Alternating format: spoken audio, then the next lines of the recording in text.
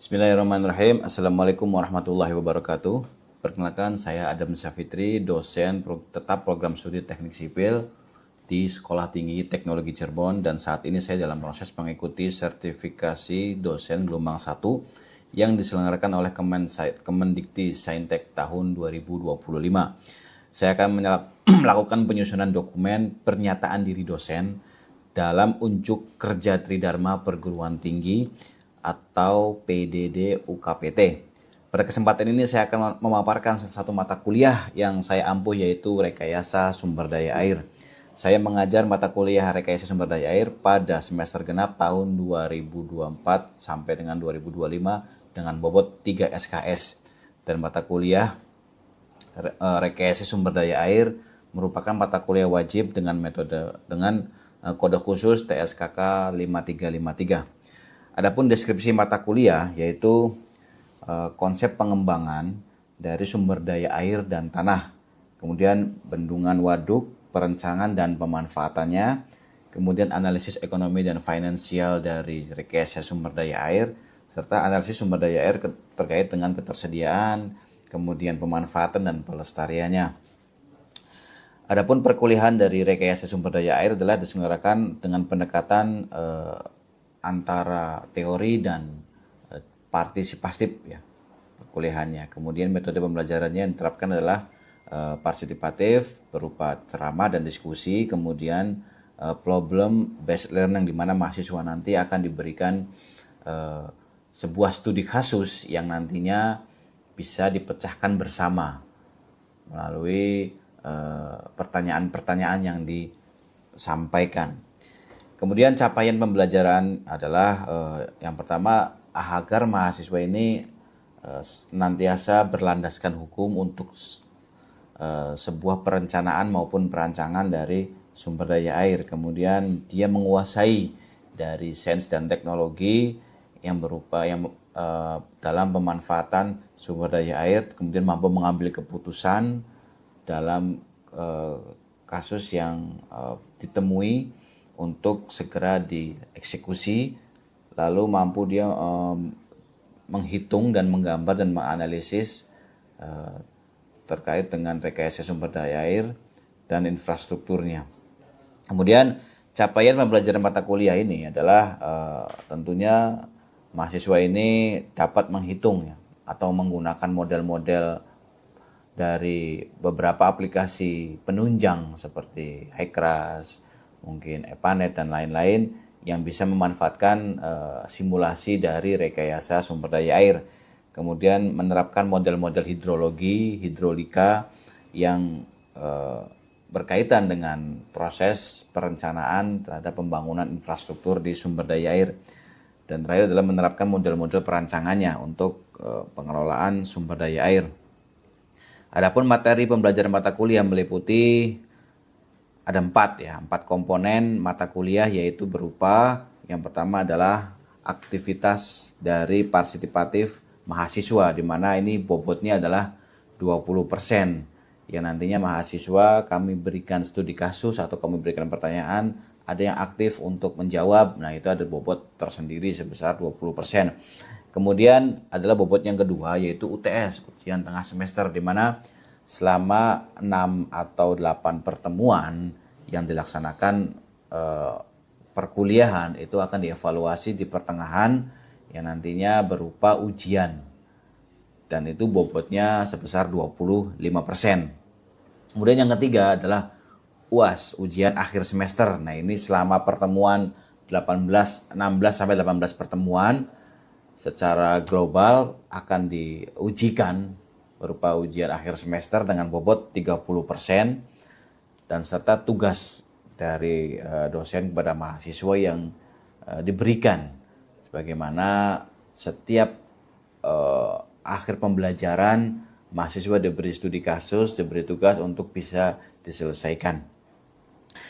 Kemudian penilaian itu dilakukan secara objektif yang nantinya tidak berdasarkan like and dislike atau subjek. Kita bicara tentang profesional dari mahasiswanya itu sendiri, di mana kami memancing untuk mereka berpartisipatif ya, interaktif terhadap kasus-kasus yang atau isu-isu yang terjadi di sekarang ini.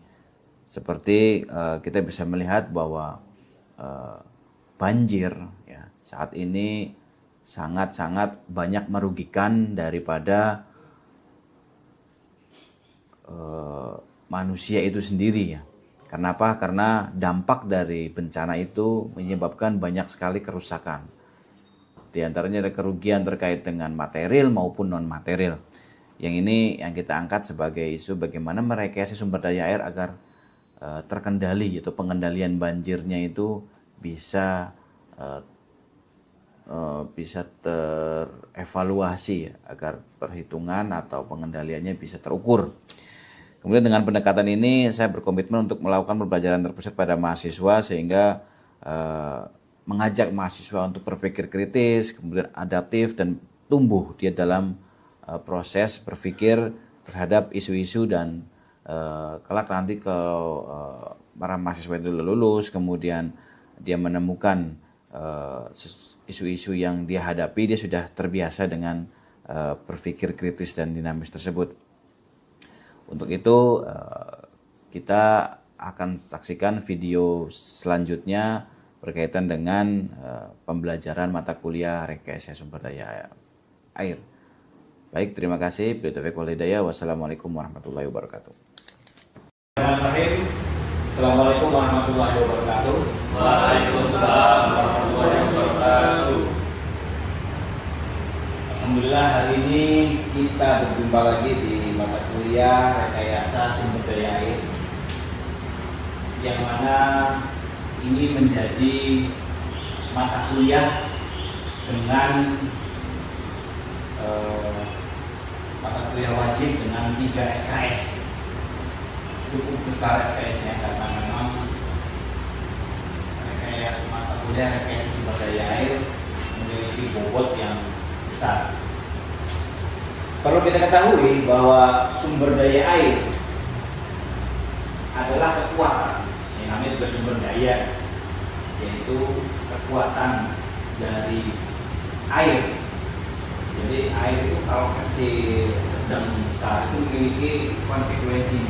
Yang kalau kecil kayak seperti hujan, seperti ada di keran, itu yang kita bisa ceritakan. Kalau yang sedang seperti sungai, yang memang mengalir dari hulu ke hilir yang membawa ekosistemnya, dan yang besar ya itu seperti samudra yang paling besar. Perlu kita ketahui bahwa tidak ada satupun makhluk hidup di dunia ini tanpa membutuhkan air.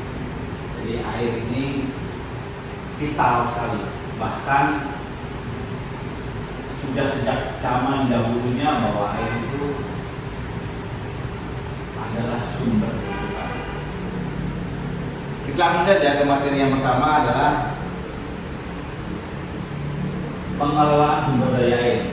Ya, ini adalah rekayasa pengelolaan sumber daya air, di mana ya, bahwa ciptaan yang hadir di dunia ini perlu adanya pengelolaan dengan merekayasa sumber daya air untuk pemanfaatan manusia khusus dan umumnya dalam alam semesta ini. Kenapa? Karena tanpa adanya perekayasaan, ya, eksploitasi akan terjadi di mana-mana sehingga dampaknya bukan hanya untuk manusia saja, tapi seluruh alam akan mendapatkan dampak dari kerusakannya.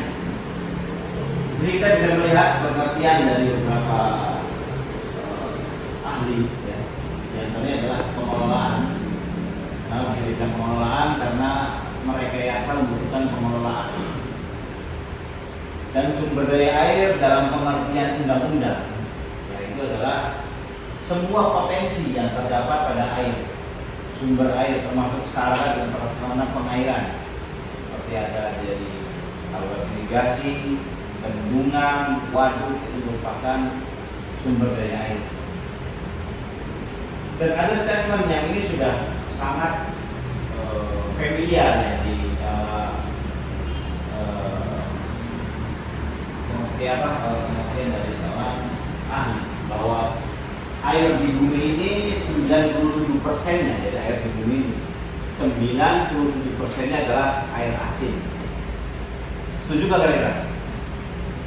Kebanyakan sungai, kebanyakan laut nih. Laut. Jadi 97%-nya adalah air asin atau air laut. Di mana air lautnya itu tidak bisa dikonsumsi oleh manusia. Ya tentunya bahwa manusia sebagai khalifah di bumi ini tentunya nggak ada manfaatnya bisa diminum kecuali ikannya yang dimanfaatkan. Sedangkan air tawarnya hanya 3%. 3% ini berebut dari hitung tangan. Sekarang ada yang tahu berapa miliar orang di dunia? Ada yang tahu? Ada yang tahu berapa miliar orang di dunia? Loh, banyak kayak gitu ya? Ya, karena kan ada sekitar 5 miliar, yang bilang 6 miliar ya, bayangkan. Bermiliar-miliar orang rebutan air tawar 3%.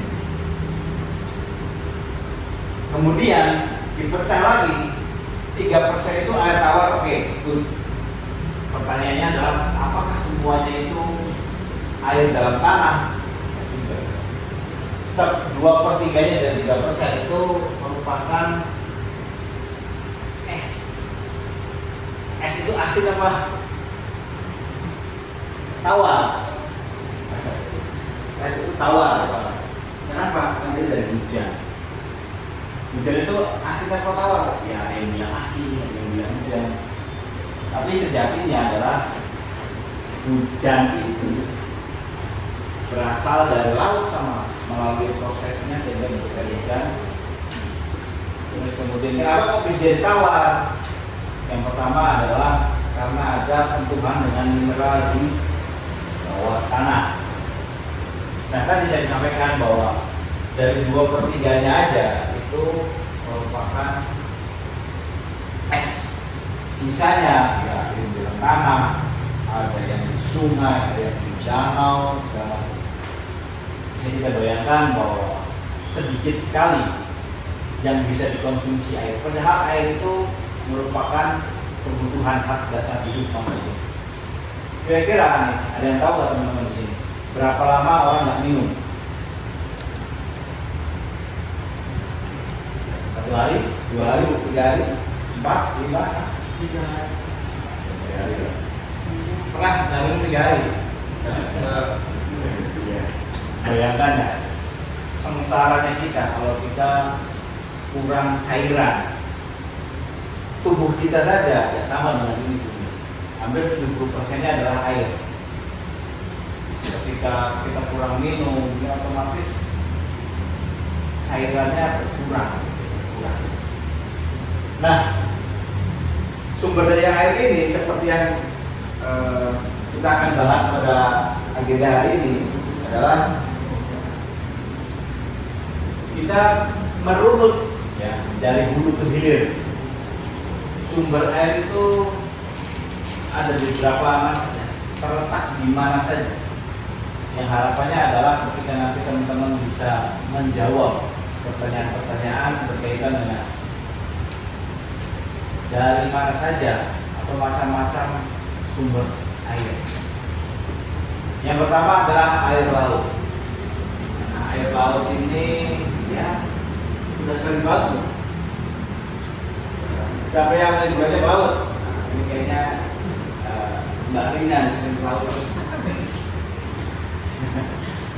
Air laut itu memang asin dan ya kalau air laut yang bersih ya yang memang tidak ada kontaminasi itu sangat membantu dalam penyembuhan badan kita. Jadi kalau kita sakit flu segala macam berenang di air laut itu insya Allah asin. Insya Allah sembuh. Kenapa? Karena tubuh kita ya, itu kontak dengan air laut itu memberikan ion-ion yang positif sehingga penyakit-penyakit itu bisa hilang. Makanya orang kalau ini laut itu dia selalu berenang karena ada toksik-toksik yang di dalam tubuhnya itu bisa keluar. Ya sedikit menyelam. Makanya kalau menyelam di laut itu harus kacamata ya. Kemudian yang kedua adalah air hujan. Ya kita tahu lah air hujan yang sering kita rasakan. Kira-kira kalau ditanya hujan itu berasal dari mana? Dari langit Pak. Oh ya langit. Perlu diketahui ya, hujan itu punya proses di mana dia selalu berhubungan dengan namanya kelembaban. Ketika di suatu wilayah mengalami kelembaban yang sangat tinggi, itu pasti potensi hujannya juga rendah. Maka bawahnya tinggi. Tapi kalau bawahnya rendah, bawaannya panas gitu ya. Ini bener mau hujan nggak sih kok rokok gitu ya. Rendah, jadi ya kelembaban udara rendah ya otomatis dia akan awannya itu yang bawa air dia akan stuck di situ sehingga lama-kelamaan jadi dengan tinggi itu berarti otomatis dia anginnya kencang. Tentunya beralih-alih ke yang kemudian yang ketiga adalah air permukaan. Ya, sering kita lihat kalau kita lewat jalan raya itu kalau di jembatan pasti ada sungai-sungai. Itu air permukaan yang berasal dari air hujan, air dari tanah, semacam ya air permukaan. Kemudian yang keempat adalah air tanah. Ya, di rumah punya sumur atau punya sumur bor gitu, itu merupakan air tanah. Jadi yang insya itu adalah air yang suci ya, karena dia memiliki kandungan atau kesucian yang layak untuk bisa digunakan untuk bisa berwudu, bisa mandi, dan segala macam. Dan yang terakhir adalah mata air. Mata air adalah sebenarnya air yang di tanah juga sama. Cuma ini yang keluar. Nah air yang keluar ini bukan berasal dari air yang kemarin dari hujan maksudnya. Ini air yang keluar itu air yang tertampung di dalam aquifer selama bertahun-tahun. Jadi jangan salah dengan hujan, kemudian masuk dalam tanah, keluarlah air juga. Jadi air ini dia mau kemarau segala macam itu ada. Itu nanti kualitasnya sedikit. Tapi yang jelas adalah air ini adalah air purba, jadi air yang dia bersiklus dari permukiman dari permukaan sampai dengan di dalam tanah. Lalu dari macam-macam sumber air ini, nah ini pemanfaatannya. Tadi saya sampaikan bahwa rekayasa sumber daya air adalah bagaimana memberikan manfaat terhadap anugerah air ini untuk manusia. Karena sekarang itu ya udah sangat disayangkan ya ketika manusia sekarang udah nggak peduli lagi tentang masa depan bumi ini ya, sebenarnya alam. Yang pertama adalah irigasi. Kita bisa lihat kalau di pematang sawah banyak saluran-saluran pembagi ya, irigasi. Ada yang tersier, ada yang sekunder, kemudian ada yang primer. Yang primer itu biasanya sangat induk yang ada di misalkan di rentang gitu ya. Kemudian sekunder itu di masing-masing wilayah. Jadi ini pembagian untuk pertanian. Dan ini sampai dengan saat ini bahwa irigasi ini menjadi penting untuk ketahanan pangan kita di Indonesia. Kemudian yang kedua adalah perikanan. Tentunya ya, di laut itu para nelayan ya, kalau kita lihat YouTube segala macam itu nelayan itu enak. Kenapa enak? Dia ngasih makan ikan, ngambilnya doang gitu. Jadi beda dengan yang pertama nih. Kalau yang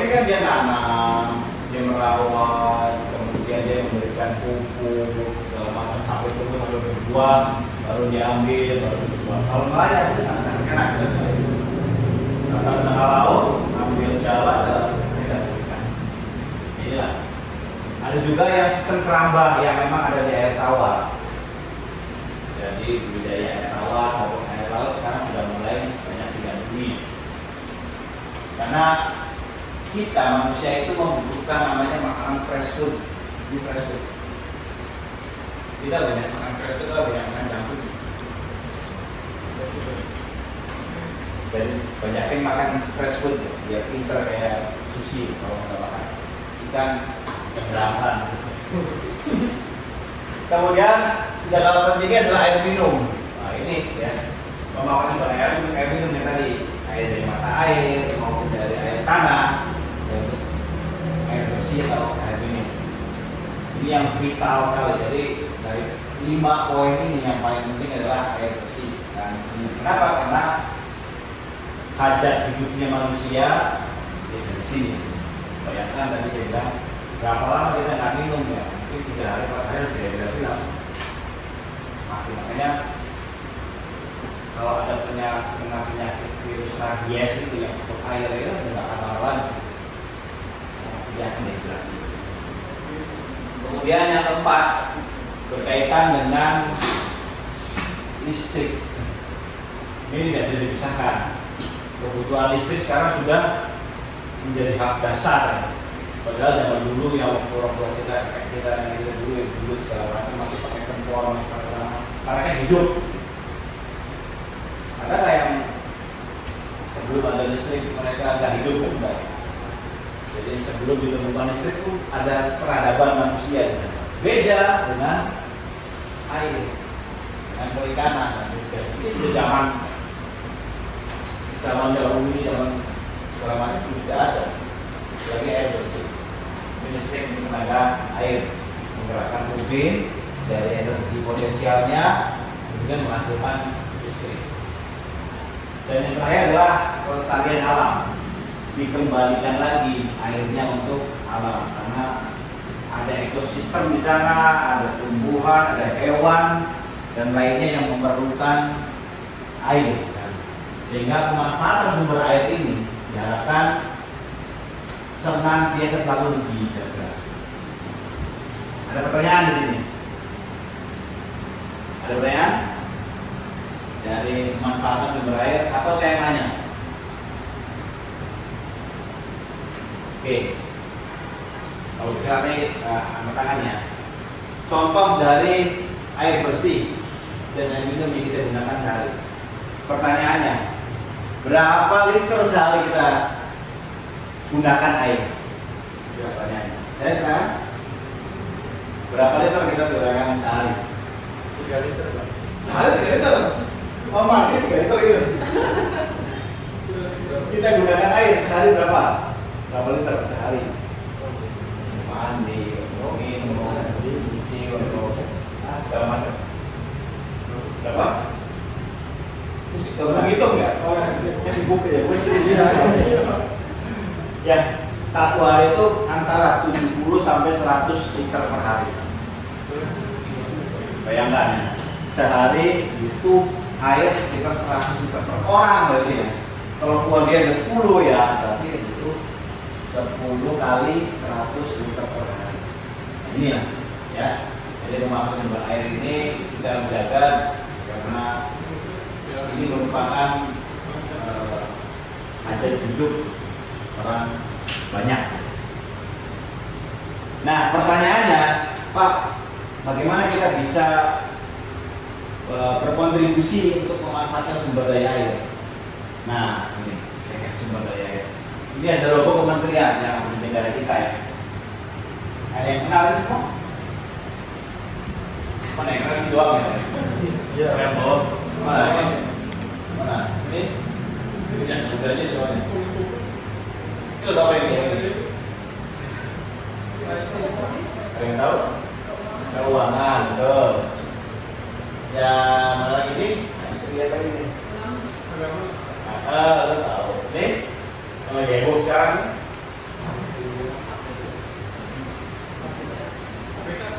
SDM. Ya, Oh, jadi, Pak. jadi begini, Pak.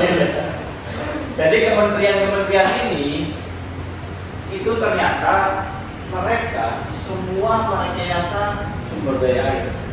Oh iya Pak, Kementerian Agama memang merekayasa sumber daya air tidak? Bagaimana beribadah kita tersaji air wudhunya dan tata sumber daya air. Terus lingkungan hidup apalagi puskesmas Kementerian Kesehatan ada, kemudian Kementerian Perindustrian ada, Kementerian Dalam Negeri pun ada. Jadi semua kementerian ya, semuanya adalah peduli terhadap sumber daya air. Sehingga kalau kita sebagai orang engineer dengan mungkin ketertarikan terhadap disiplinnya tentang air, ya itu semua punya potensi untuk bisa bekerja. Dimanapun yang kita suka, dari pendidikan, dinas perhubungan, pertanian, keuangan, terus kementerian perempuan dan perempuan itu masih ada itu. Nah ini mereka sangat peduli dan intens terhadap sumber daya air. Kita perjelas lagi ya dengan logo-logonya. Nah ini saya mau ngasih challenge nih kepada teman-teman. Kira-kira dari mulai Mas Roman, nah Mas Lutfi, itu berapa Mas? Sebenarnya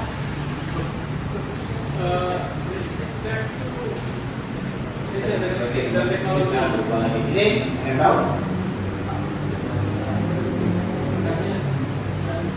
apa? Di dalam negeri good. Yang ini?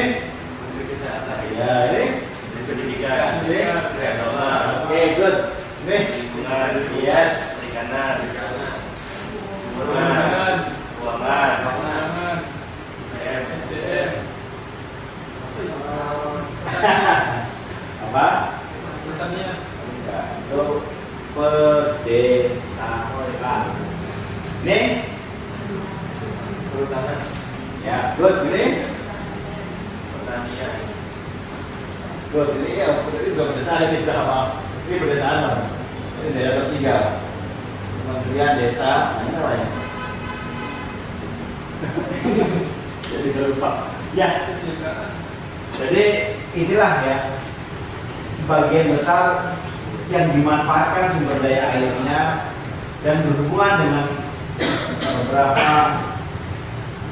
kementerian dari dengan sumber daya air. Mereka sangat-sangat ketergantungan terhadap sumber daya. Makanya sumber daya ini menjadi isu yang paling krusial untuk bisa dibahas pada setiap pertemuan. Nah, kembali lagi tentang air. Nah, ini adalah siklus yang mungkin sering kita melihat bahwa terjadinya hujan itu seperti apa, kemudian kok ada air di dalam tanah, terus bagaimana sih air laut ini menguap? Ada yang tahu bagaimana cara air laut menguap? Sama contohnya seperti kita masak air panas dulu, menguap, tutup, matikan kompornya panas gitu ya. Si tutupnya masih basah. Nah itu ada proses namanya apa? Apa namanya apa? Evaporasi. Evaporasi. Kemudian itu membentuk awan. Nah, awan ini ya jangan dikira awan itu berat atau ringan. Kenapa bisa tahu berat? Ya, awan itu berat. Isinya air. Satu awan itu diisi berpontong air. Jadi jangan dikira awan yang dia melayang-layang itu enteng, kapasitas itu berat. Kemudian awan itu mencari daerah yang lembab, yang levelnya rendah, kemudian turunlah hujan. Gunungan, segala macam dia sebagian melimpas ke sungai langsung, sebagian masuk ke danau, sebagian masuk ke waduk, sebagian masuk ke dalam tanah. Dalam tanah, ya balik lagi dia yang keluar. Nah inilah siklus airnya. Memang ini sudah ada di dalam pengakuannya bahwa air itu memiliki proses yang dapat dimanfaatkan untuk manusia. Lalu, ini nih, fenomena anomali cuaca. Kita sekarang lagi musim apa? Kemarau hujan. Jadi transisi ya, dari hujan ke kemarau. Kira-kira dari dua musim ini, ketika terjadi ada anomali cuaca, ada banjir, dampak terbesar dari kerugian itu banjir atau keringan? Keringan. Banjir atau keringan? Kira-kira kalau ada bencana nih, wah bencana banjir, wah merugikan sekian, bencana keringan, merugikan sekian. Logik kita itu kira-kira bisa mana antara banjir atau keringan? Keringan. Karena tadi ya, sumber daya air terkait dengan kebutuhan air untuk manusia. Ya, kita ada survei di sini. Ya, ada survei di sini. Potensi kerugian akibat kekeringan 50 miliar dolar. Kemudian banjir berapa? 350 triliun. 50 miliar sama 10 triliun mana? Itu mana? Besar mana? Iya, 50 miliar US dolar. Ini 350 triliun itu besar mana? 50 miliar dolar ya. Jadi memang dengan menjadi, karena kalau banjir mungkin istilahnya manusianya masih ada. Kenapa? Karena dia masih bisa mengkonsumsi air banjir. Mungkin apa yang dikonsumsi? Kemudian ini salah satu, udah pernah sini belum tadi? Waduk Jati Gede yang memiliki kapasitas sebesar 1 miliar kubik. Kebayang nggak 1 miliar kubik? Ini sudah smart ya. Dan kemudian ada beberapa wilayah yang dikenakan untuk masuk ke dalam waduk Jati Gede. Ini 1 miliar kubik yang dapat dihasilkan untuk yang pertama adalah irigasi, cakup di wilayah Medan, Indramayu. Perlu adanya cadangan untuk air bersih. Baik, yang mestinya ditanyakan kaitan dengan macam-macam air, sumber daya air. Kita akan lanjutkan sedikit lagi. Nah, siapa yang di sini rumahnya punya resapan air? Dari rumah langsung selokan di dalam depan dia. Nah, setidaknya kalau kita berada di perumahan yang menggunakan sistem ekosistem yang baik itu ya seperti ini, jadi talamnya itu masukkan ke dalam namanya biopori, jadi nggak terbuang langsung ke sungai atau ke kaleng gitu ya, tapi harus masuk ke dalam biopori, sumur resapan seperti itu. Dan insya Allah dari ruang terbuka hijau ini ikut pun sangat sedikit ya, karena memang terbatasnya wilayah. Tapi ini sangat menunjang untuk membuat sumur resapan, jadi air-air ini masih terjaga dengan stok boros air. Terakhir adalah jangan sampai kita, siapa yang pernah bawa sampah di sungai? Jadi sekali lagi bahwa sungai bukan tempat sampah, ya, tempat sampah itu ya tempat sampah, jadi bukan di sungai, sehingga di samping menyebabkan banjir yang ada di hilir ya, itu menimbulkan penyakit, bau yang busuk. Makanya untuk manusia diberikan himbauan untuk dilarang membuang sampah sembarangan. Baik, sampai di sini apakah ada pertanyaan sebelum kita ada sesi untuk tugas? Jadi nanti ada juga kelompok ya tugas nanti dibagi dari berapa? 2, 3, 4, 5 ada 2 orang ya. Dibagi 3 kelompok. Nanti yang pertama dibagi 4 kelompok. Yang pertama adalah nanti diberikan contoh-contoh tentang sumber air.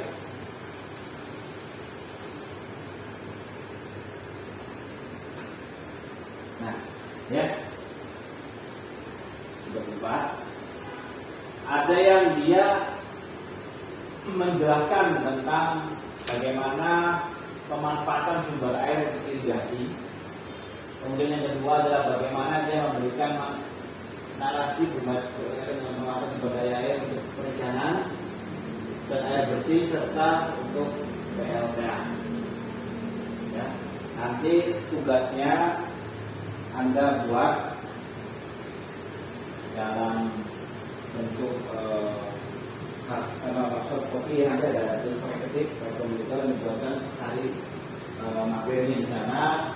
Kemudian nanti pekan depan kita akan mengeksposkan, kita akan mempresentasikan dari narasi yang sudah dibuat oleh masing-masing kelompok sehingga teman-temannya ini bisa menanyakan terkait dengan tugasnya yang dipresentasikan.